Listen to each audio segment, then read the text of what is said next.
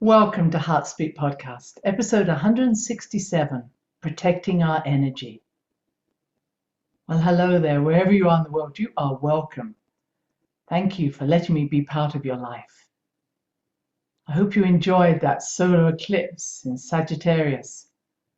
And if you're interested in doing deeper work with me, I'm running a 3-hour webinar on December the 21st, the solstice, called Endings and Beginnings, recognizing that this is an amazing time for change, and that even though we may feel that we're coming to the end of something, I just want to say that we're probably in a long cycle of transformation, and it's important to have the energy that we need to ride the waves of change that are happening, making sure that we don't carry with us into the new year anything that we really have completed, and are giving ourselves the chance to nurture our dreams, our ideals.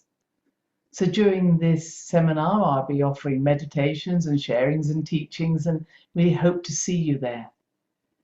If you're interested, you can register by going to my website, christinepage.com, and you'll see there in the calendar the ability to register. Now, moving on from there, I wanted to talk about protecting our energy.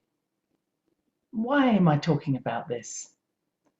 Well, as you know, I've just come back from this wonderful trip to Egypt, which I thoroughly enjoyed, with a great group of people, great guides. I saw some wonderful things.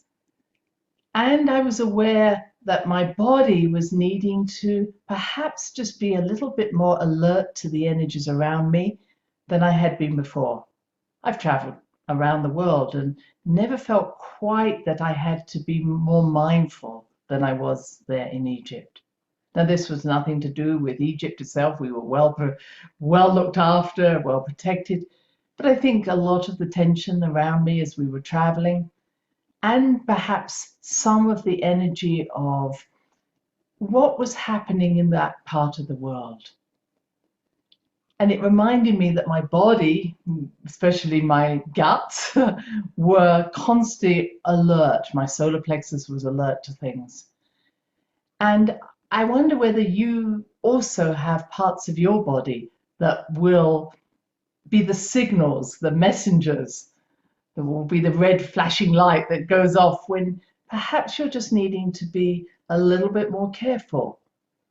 Some people, develop rashes. Some people develop headaches. Some people develop other problems with their skin because the skin is the outer covering. What happens to you? What does your body say? What are the warning signs to you that perhaps when you need to either slow down or make some space for yourself, or just be mindful of where you're walking, who the people that you're communicating with? I know that when I'm tired, I can become very cold. I don't have a lot of fire in my astrology chart. So when I get cold, I know it's a sign of like, okay, back away, take some time on your own, and just allow myself to nurture my energy. Don't wear myself out. I wonder what happens to you when there are signals for you. Do you listen to those signals? I remember getting a pain in my neck. This was when I had been at a dinner party where I had been sat next to this gentleman who was a pain in the neck. And I couldn't get away from his energy. So the following day I couldn't move my neck, which meant I really didn't want to look at him anymore. But really, I had found myself having to swallow what I really wanted to say to him, and I'd kept it all in behind a smiling face, because these muscles here in our neck are very much affected by any feelings of anger or resentment, and I hadn't been able to express my feelings towards this man because I was being a good guest at this table. Do you ever have signs like that where you've had to hold something in, or you haven't necessarily been able to express it and it comes out through your body? So listening to our body is a way of making sure that our energy system is in balance, that we are maintaining an optimal level of energy. And there are many practices I hope that you have and you share to make sure that happens. Some of you may meditate, some of you may sleep, some of you may make sure your diet is in balance, some of you may go out walking or hiking or biking, anything that feels right for your body. It's never just one way. If you have a lot of fire in your astrology chart, you probably need to move that fire. Or if you have a lot of Scorpio, you may need to actually dance or sing or move the energy out. But if, like me, you don't have a lot of fire, exercising more doesn't necessarily help me. I maybe sometimes need to just find that quiet place, that warm, quiet place. So everybody has a different way of maintaining their energy. Some people need to talk and have hugs when they are a little sad. Other people need to pull themselves away. Whatever is right for you. And in this protecting of our energy, it is to recognize that our body is our friend. It's a good friend to us. And that body is a wise being. It's a conscious being. And it has consciousness that to the extent that the energy in it is, how can I say, it's like it's maintaining every part of our body to work in harmony, but it's also maintaining our spirit. And what we want to make sure is that there's a beautiful flow between body, mind, and spirit. And that when we get out of that balance, then we find ourselves getting depleted or even disconnected from spirit, from our higher self.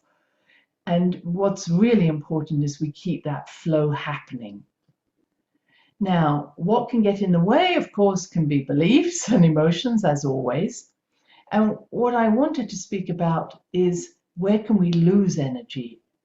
And particularly, where can we find our energy being taken or stolen or vampired, if we're going to go to that extreme? And because this is such a subtle experience, we don't always recognize that there are certain individuals in our life. We may have them in our family life or our friends or even be married to them, where we're just losing energy perpetually and we're not noticing it. I wanted just to talk about those three levels, especially that are very vulnerable, the three chakras. The first is the base chakra.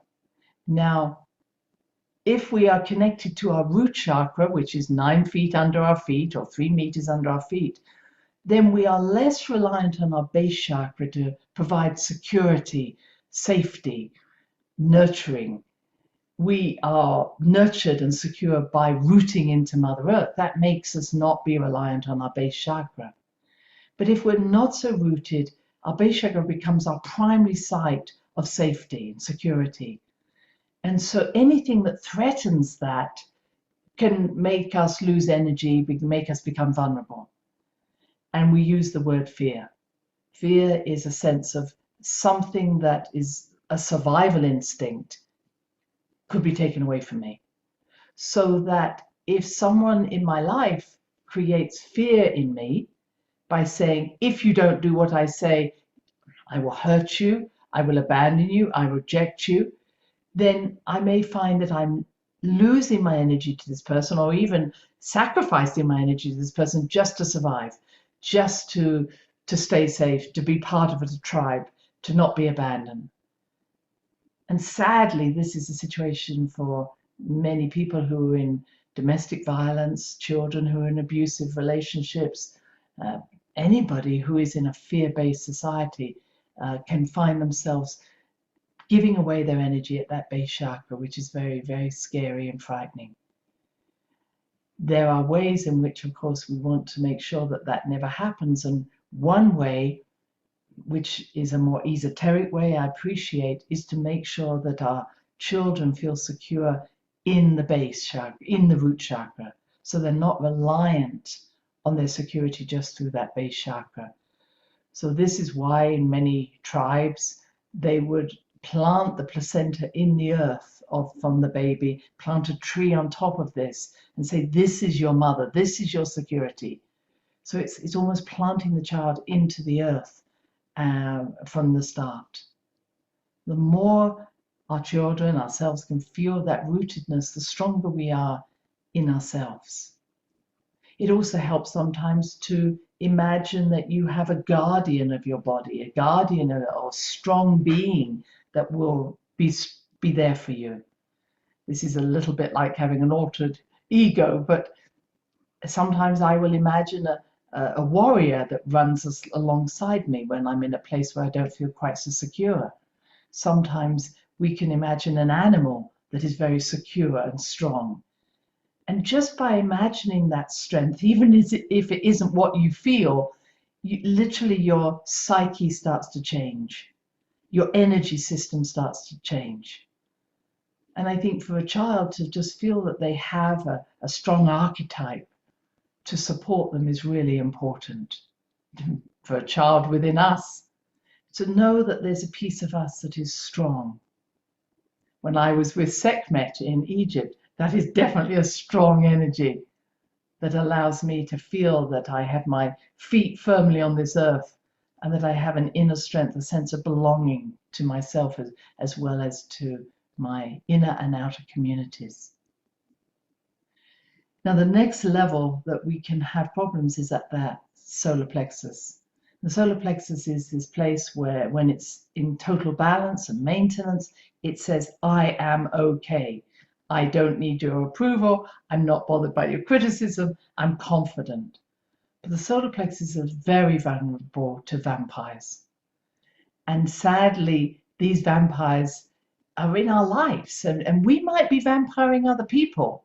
I mean, let's just not see it going in one direction, because it's so subtle and common to steal and play games at that solar plexus.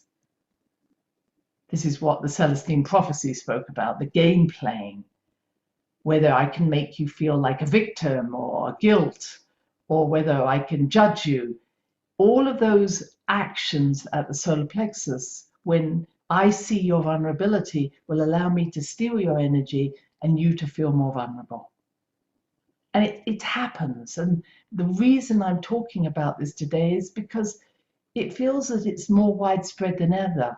Not trusting people, feeling that someone's out to judge you or criticize you, because there's so much out there in the moment, in the social media, in the media itself, is where are we actually judging someone, not just to say, well, what can I say? It's an energetic judgment. It says, how do I steal energy from you? How do I make you feel small? How do I make you feel inadequate? And there are so many ways it's happening at this time. So what I would say is, this is sometimes the way we protect ourselves, isn't it? Is by putting our hands across our stomach. You know, do not come close to me. This is hurting me. I will not let this happen.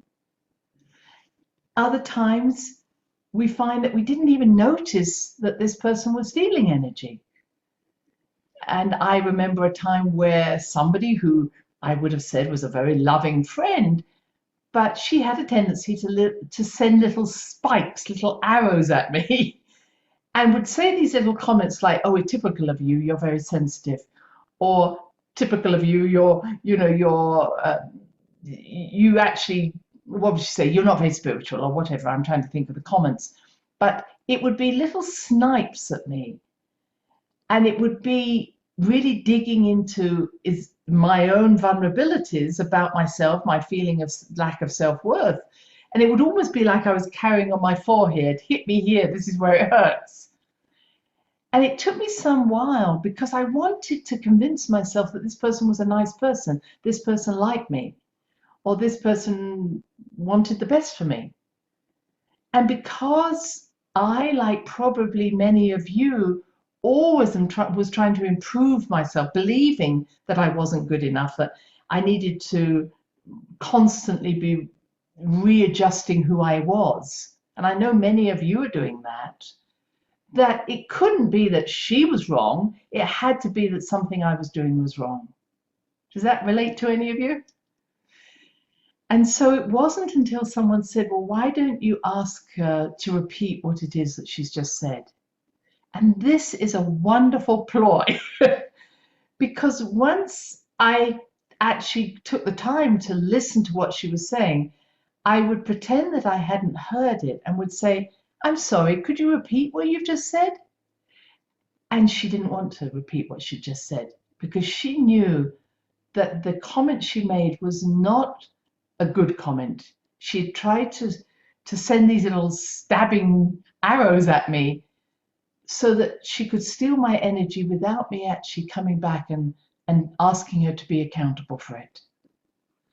So all I'm suggesting to you is that if someone is making little snide comments, just ask them to repeat it.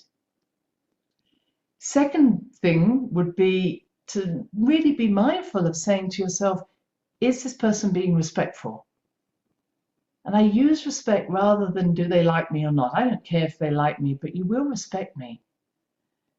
And therefore, when someone is being disrespectful by their comments, then we need to actually say, please respect me.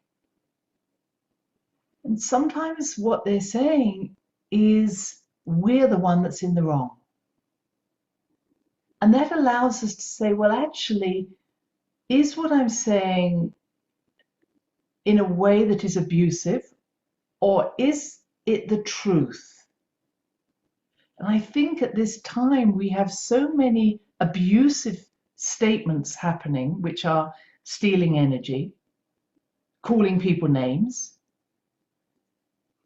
And there's a big difference between I'm telling the truth without needing to be abusive and I'm abusing you because there is no truth.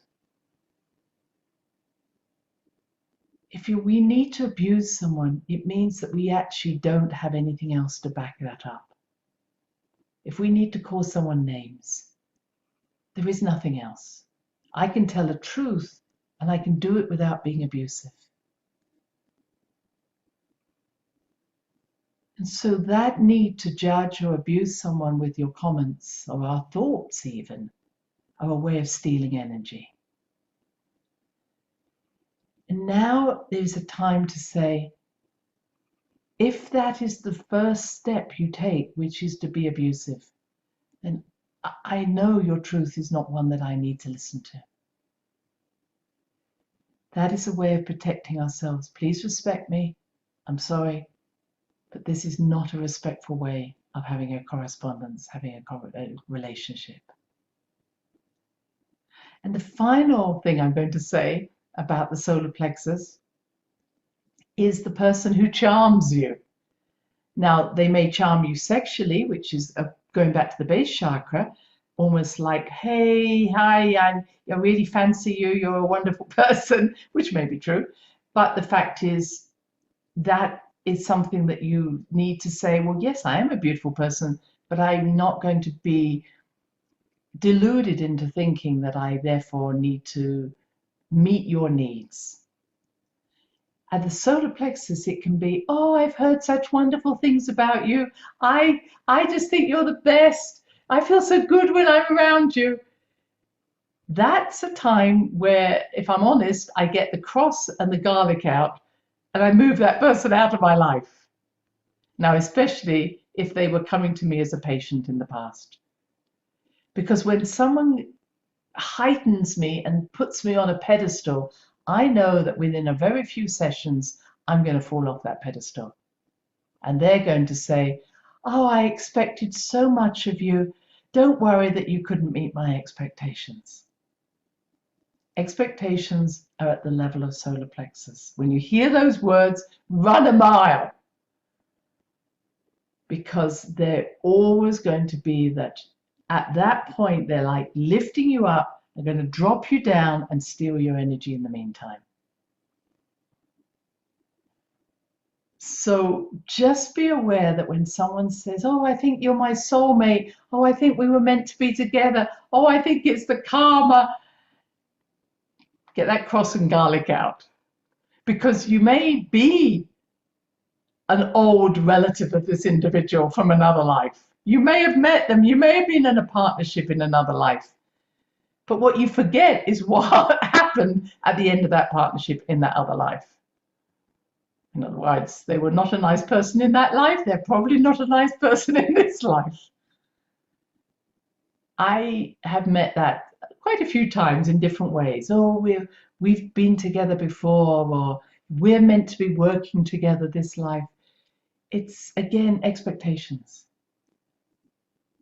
And it's not to say that I don't consider their proposal or whatever, but if it's meant to be, it doesn't have to have all these thrills and charms applied to it. It will feel right, and I'll know it feels right.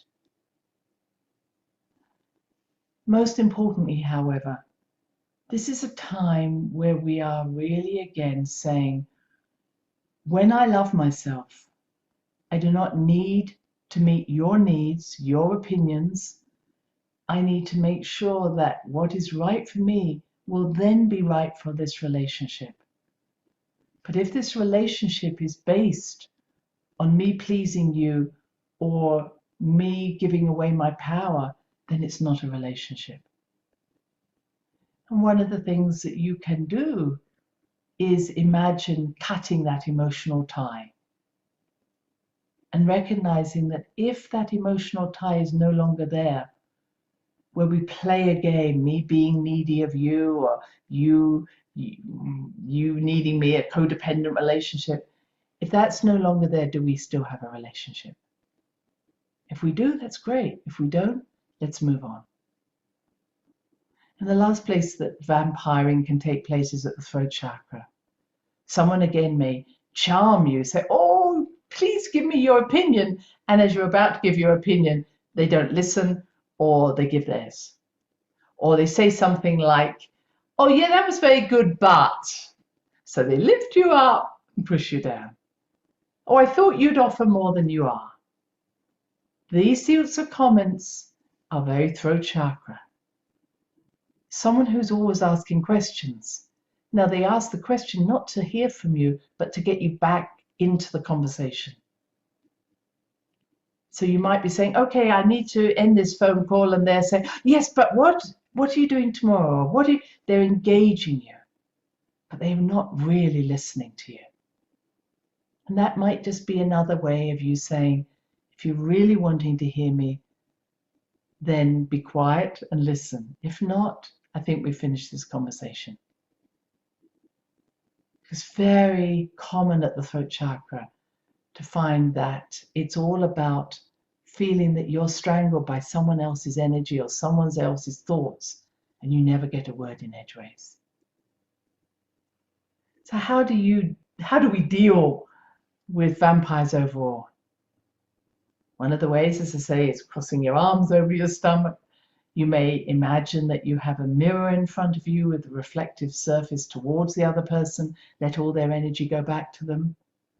It's really good to make sure that you're well rooted when you're talking to someone like that. And just to say, how do you know you are being vampired? Possibly because you're going along very happily and all of a sudden your energy drops, or you feel tired, or you feel you need a coffee, or you need to go and get some chocolate. So to see that difference, for me, when I get cold, as I described, feeling your body starting to have messages, maybe your shoulders are getting tight. So recognizing the signs of this. So you may use a mirror, or you may use the idea of even putting yourself in a golden diamond, which is to have a pyramid, a golden pyramid, imagining that from above your head to your feet, and then another pyramid upside down from your feet down to underneath the earth. And you let the light come in at the top, light come in at the bottom, and you say, anything that is not in harmony with my soul, please return to the source now. That's really important if you're in a situation where you feel actually threatened by someone's energy, or that you're feeling exhausted after being around this person. And then you may wish to actually cut those cords that I suggest. That's another way of doing it. And my final suggestion is closing a door in front of your chakras when you're around these people. And I also like to lift a drawbridge, like as if I'm in a castle in a moat, and I have a moat, so I can lift the drawbridge so they can't cross the moat. Whatever you do, whether it's closing doors, lifting drawbridges, what will happen is if they are taking your energy, you will immediately see a reaction. And I remember doing this with a gentleman that I suppose I was in a relationship with, and I just didn't feel good about the energy all of a sudden. And I just pulled the drawbridge up, and immediately he was in my kitchen. He started throwing the pots and pans around the kitchen. It was like, whoa, something's happening here. And they either get angry when you literally close the door to allowing them to steal your energy, or they will kind of slither away like a snake. It's like, oh, what was happening? I've forgotten why I was here. They literally leave your life, or just may go quiet. If when you close the door, there's no reaction, they're not stealing your energy. You're fine. It's really good to see what the reaction may be between you and someone else. When you do that, you do it in your mental state. You just say closing the door. And if there's no reaction, then this person is not stealing energy. There's a good exchange of energy. If they do react, you'll know what's going on. And finally, I remember a lady whose husband had been very abusive emotionally, always criticizing her. And she said that a few months after she eventually managed to separate from him, which was quite difficult, she found her dog, who never came onto her bed, jump on her bed at night and started growling. And the dog, knew that the husband had astral traveled into her bedroom and was still trying to steal energy. And when she woke up and the dog had clearly seen this energy, the dog stayed there as long as until this astral projection disappeared.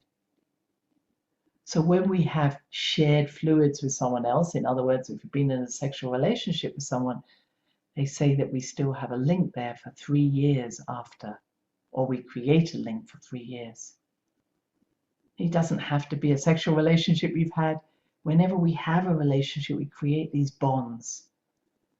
And sometimes we have to be very mindful of cutting those bonds, cutting those ties, when we know that the relationship is no longer healthy. It doesn't mean that we no longer have any type of relationship with that person, but we are stopping the exchange of energy and the stealing of energy that is not healthy for any of us. And I think, just to finish, these are times that we are living in.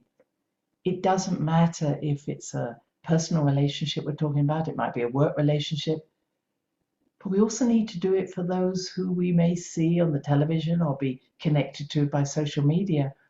We also making those connections. And if there's someone who you feel is draining your energy that you're watching, well, clearly don't watch them anymore, but you may need to shut down. You may need to say no more. I will not let this abusive energy, these abusive emotions enter into my space anymore. So with that, I leave you. I hope this helps just to make sure that you not only maintain your energy by doing loving things that you love doing, and maybe through your meditations, your movements, whatever it is that you do, but also by honoring and respecting the energy that is yours, while honoring and respecting the energy that exists in others.